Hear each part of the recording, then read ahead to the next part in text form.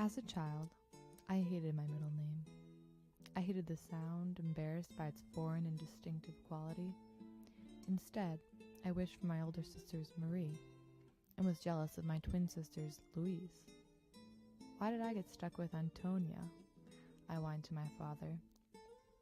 The reply was short, but left no room for argument.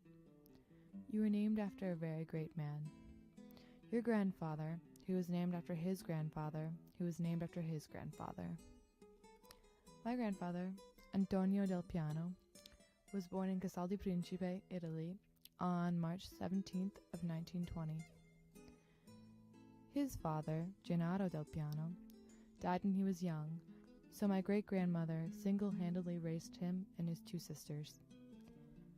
Even though he was the youngest of his siblings, he was the only male of the household, and therefore stopped attending school after the 6th grade to become the breadwinner of the family. Shortly after Mussolini led Italy into World War II in 1940, my grandfather was drafted into the army and stationed in Libya. After only a few months of service, the British bombed his unit's campsite in the middle of the night. A piece of shrapnel sunk into my grandfather's leg, which he would never be able to remove, embedded as a sort of dark memento. The remainder of the unit, scattered across the Libyan sand, was herded together and sent to East Africa as prisoners of war.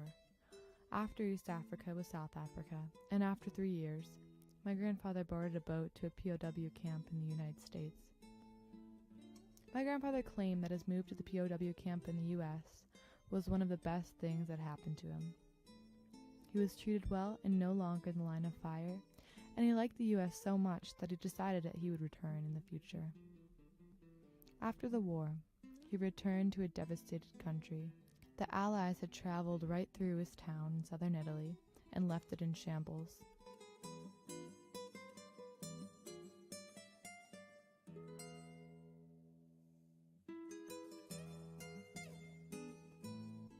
My grandmother, Luisa Zullo, was actually born in the U.S., but her father also died when she was young, leaving her alone with her 3 siblings at the start of the Great Depression.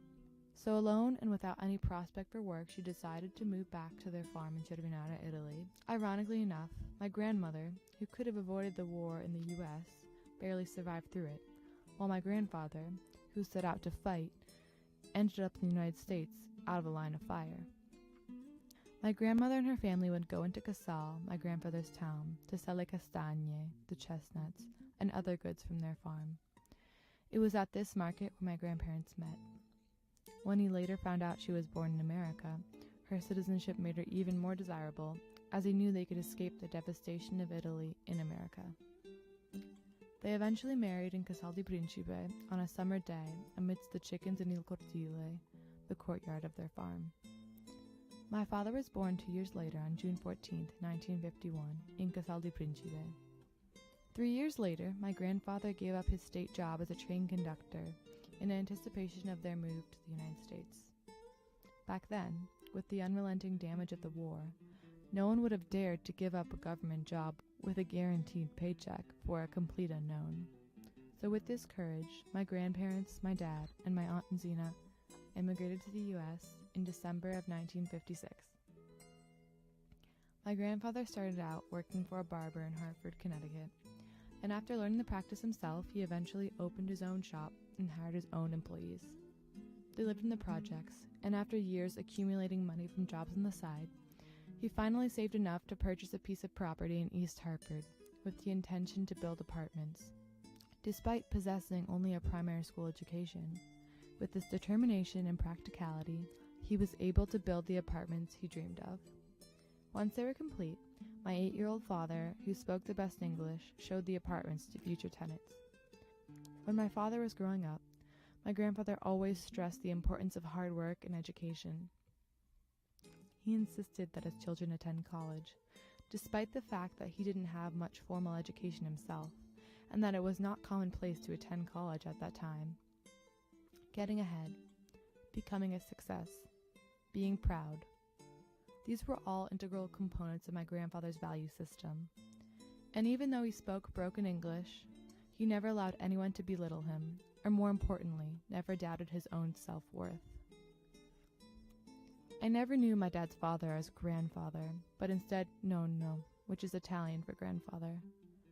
In fact, I never had the chance to meet my Nonno. He died of a heart attack shortly before I was born. He instead existed through anecdotes and photographs, through the smiles of my relatives, through recipes and laughs and the old barber shears that are framed in my living room. But yet I know him through myself, through my name, passed down for generations, through my visits to the rundown farm in Cervinara, through my soon-to-be college degree, and through all the opportunities I have been afforded to this day.